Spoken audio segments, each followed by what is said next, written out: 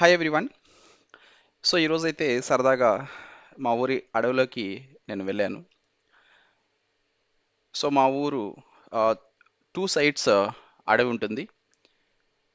దక్షిణం వైపు, సో అలాగే తూర్పు వైపు ఉంటుంది.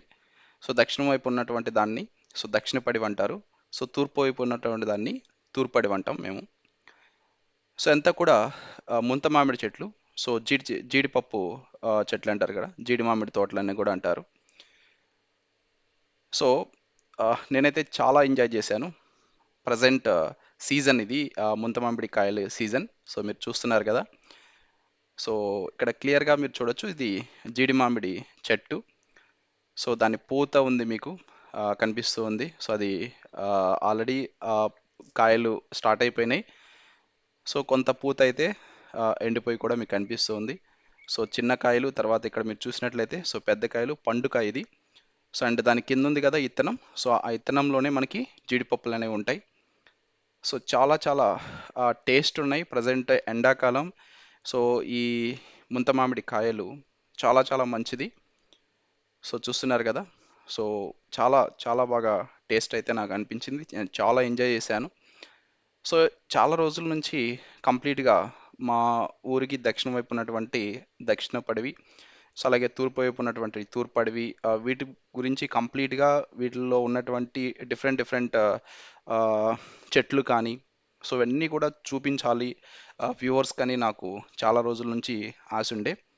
సో ఇప్పుడైతే నేను జస్ట్ ఒక హాఫ్ అన్ అవర్ 1 అవర్ మాత్రమే ఇక్కడ స్పెండ్ చేయగలిగాను. సో దానికి కొన్ని ముంత మామిడికాయలు కోసుకోవడానికి మాత్రమే నేను వెళ్ళాను.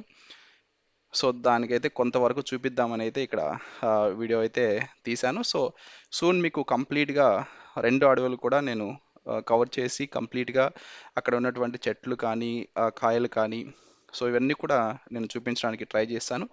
సో ఇదైతే ఒక విధంగా ఆ, చిన్న వీడియో.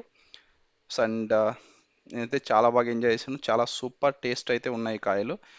ఆ, మా ఫ్రెండ్స్తో కలిసి వెళ్ళాను నేను.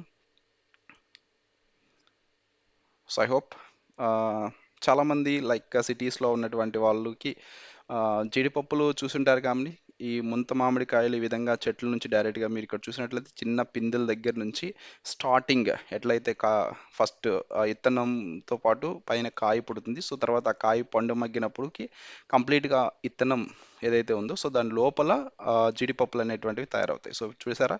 సో ఈ చెట్టు అయితే చాలా బాగా కాసింది. సో ఫుల్గా కాసింది. సో ఈ ఇత్తనాలైతే ఆ, మనం పగలగొట్టేటప్పుడు సో జాగ్రత్తగా ఉండాలి. సో దాంట్లో ఆ, దానికి సంబంధించి అది కొట్టేటప్పుడు దాంట్లోంచి రసం కారుతుంది. సో అది చేతుల మీద పడితే చేతులు చర్మం లేసిపోవడం కానీ ఇలాంటివి జరుగుతూ ఉంటాయి.